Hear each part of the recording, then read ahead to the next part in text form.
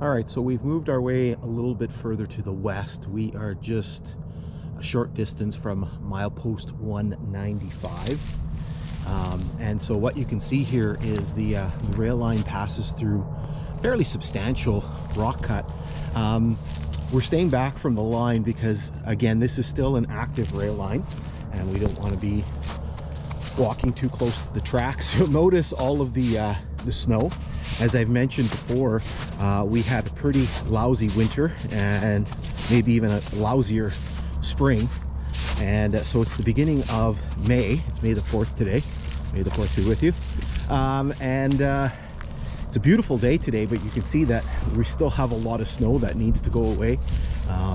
So you can sort of see vestiges of that. Again, you can see this very, very large rock cut, and it's on both sides. You probably can't make out the south side just because of the location of the sun.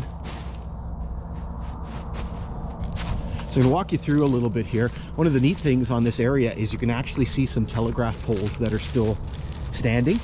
And just up here, around where this bend is, or even kind of right here, was the location of Current Station. And Current was the second last station on the line initially before you reached Port Arthur.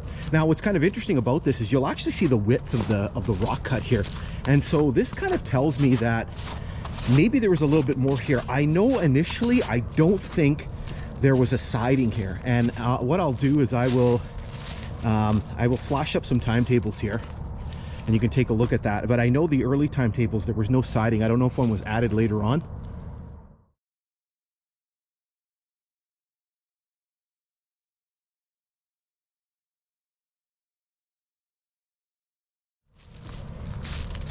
So again, this is kind of roughly just mileage wise where Current Station would have been. Again, you can see those telegraph poles. Looks like most of the insulators have been picked off. I can see this one here. You probably can't see on the camera, but I can actually make out a couple green ones on there. So I don't know if those are Brookfields or Hemingways. It looks like there's some Dominion 42s on there.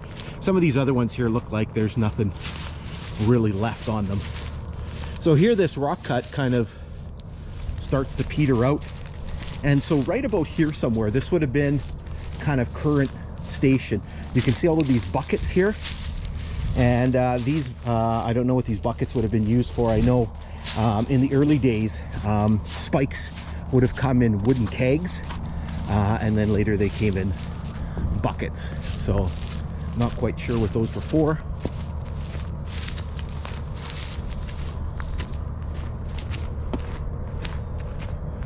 These, just a note on these rails, they're not in particularly great shape. If you kind of look over here, you can hear this. What's interesting here, you can actually see some of these tie plates are actually double spiked, and then over here you can actually see most of them are single spiked. You can see some of the spikes are sticking up, and the rails themselves, they're a little bit shinier than some of the ones that we've seen. This one's an Algoma 1958 rail. They're in a little bit better shape than some of the other ones that we've seen, but you can still see that, like this one here at the joint, you can see there's a crack on the joint. You can see it's all kind of flattened out on the joint. It's all kind of rolled, and so generally that indicates rails that generally aren't in necessarily good condition. Okay, so what we're going to do is we're just going to make our way a little bit further west, kind of right where the start of Current Junction is, and then we're going to take a look at, there's this whole series of industrial spurs here again that run down to that paper mill that we looked at earlier. All right, so we've moved further down the line to the west. We're almost at Current Junction. You can see the existing rails here in front of us. You can see that there's still some telegraph poles standing. There's actually quite a number of insulators that are sitting up on those poles. Over there you can see the rails of the Canadian Pacific. And so what was here, you can see that it disconnected, but you can actually see the western side of the network of spurs that ran down to the paper mill, which we mentioned earlier. And so I'm not sure when it was disconnected, but judging by the rust on here, it's been quite a while. So you can see it's just been pulled right off of the grade. And so what we're going to do is we're going to follow a little bit of this, just so you can kind of see a little bit of the spider work of spurs that used to be through here. What I'm going to do right now is I'll show you a couple of maps here. We saw these maps again, but you'll just kind of see the you'll see some of the spurs that were running down here at one point.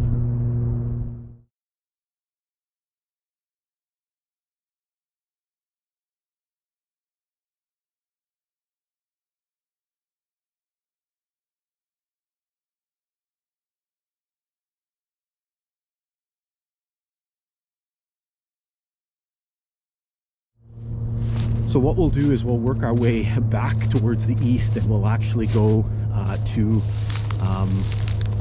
where the junction start. There's actually, again, it's almost like a spider web of these old spur lines that used to run down, and we'll head our way down to the first sort of junction point.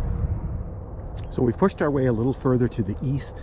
You can see our proximity down to the lake. The lake is just over there, and you'll actually see the back end of a ship. Where we are here is we are right next door to what today is known as Heddle Shipbuilding.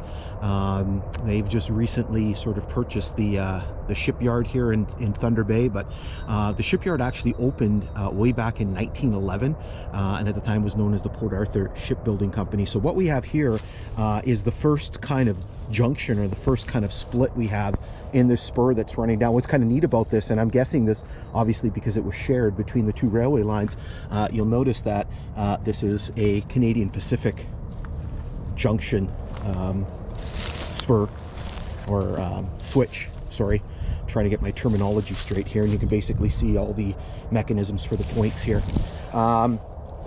And so essentially the spur kind of runs down this way, and there's a branch that kind of runs this way, and there's one that kind of curves a little farther, and then there's yet more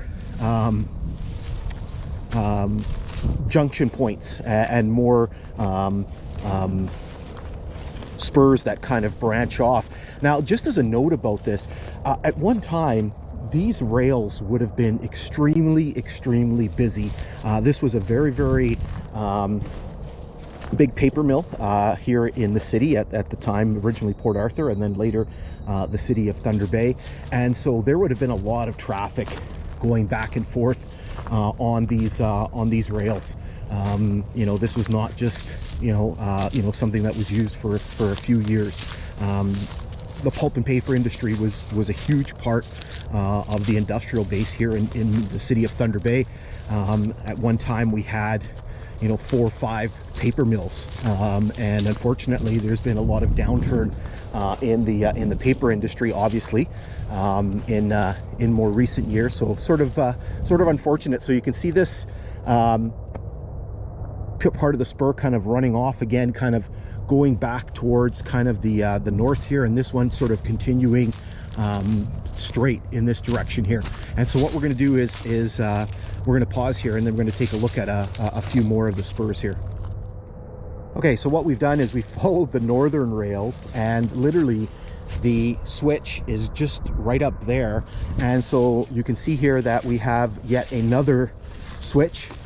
This is another Canadian Pacific switch, and you can see the points here. And so basically you have another split in the rail line.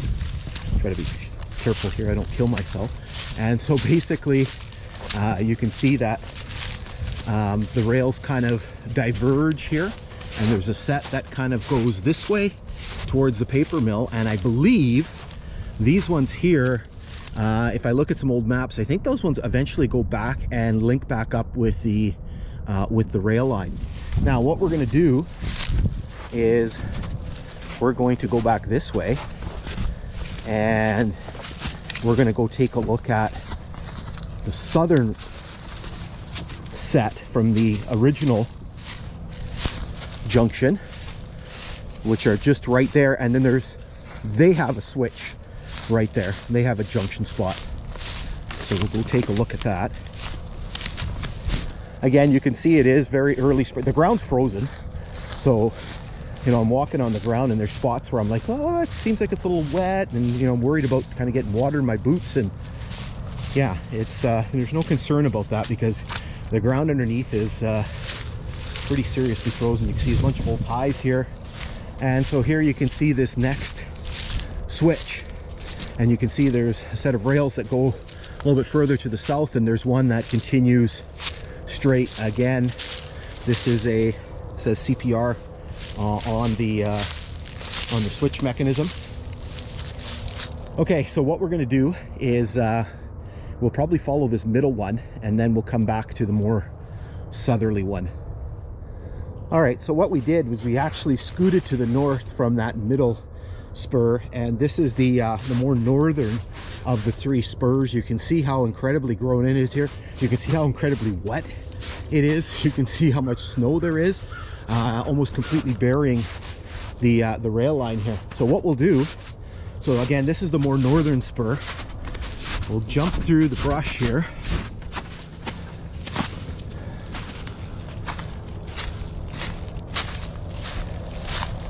This is why it's always great to do these explorations in the spring if you can, because all the leaves are down and there's a ton of stuff that you can see.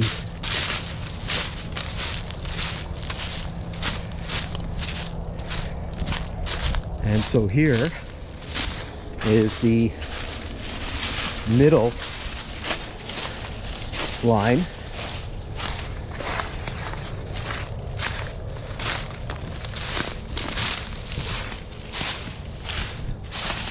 Just have to find a spot to big bolt sticking up there. We'll watch here. You'll notice I have my very, very sexy rubber boots on. All right, so here, this is again the middle spur that runs towards the mill, and you can see how incredibly wet it's in here. Again, good thing I'm wearing my boots. The ground is still frozen, and so that's why, you know, and this is the first sort of spell of warm weather that we've had. I was actually here last week just checking it out, and this was all mostly covered in snow for the most part. So we're just kind of in the early throes of spring here. So again, you can see it's wet. I did try to look at some of the rails. So this one here is, this one's in Algoma, Canada. 1952. And you see the 1952 on there. And there's the Algoma there. There was one that I saw just a few moments ago that was a 1928 one. So again, just sort of a hodgepodge of rails. So what we'll do is we'll carefully walk through the water here. You'll notice that they did have to do a little bit of rock work in here. The northern part of the city is very synonymous with being kind of up on these very rocky shale-like ledges. And so there you can see the paper mill's been demolished, and you can see the fence around the property there. So we'll work our way over here.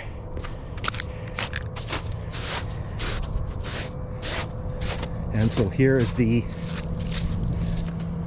more southern rail line.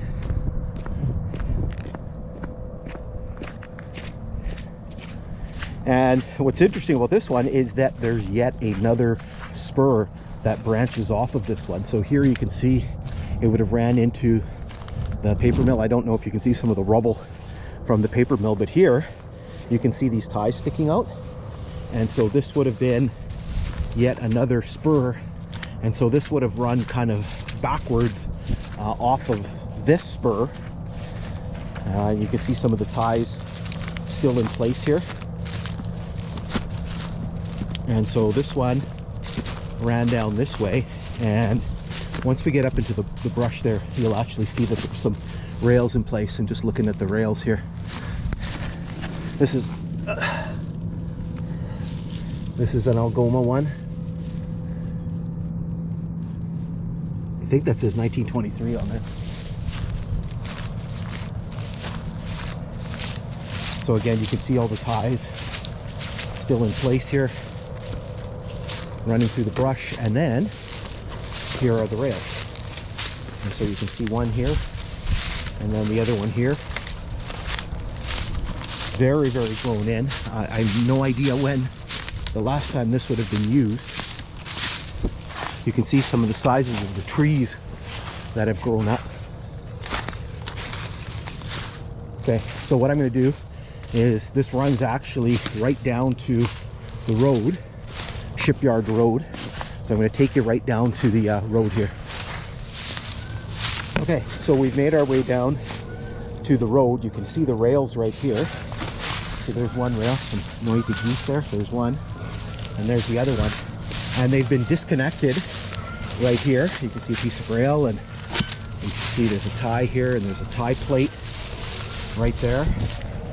And then they disconnected it, but the rails that run across the road are still here. So you can see them running across Shipyard Road here, and you can see the shipyard. You can see one of the ships in the dock there, the Tim S. Duel. That's Algoma Central, I think. Algoma Central Marine. And so this would have ran, I don't know if this would have ran into the shipyard property or what this would have been for. That's what I'm guessing, but I can't be entirely sure. Okay, so what we're going to do now is, now that we're kind of done exploring all these little spurs here, we're going to jump back up on the railway a little bit further to the west.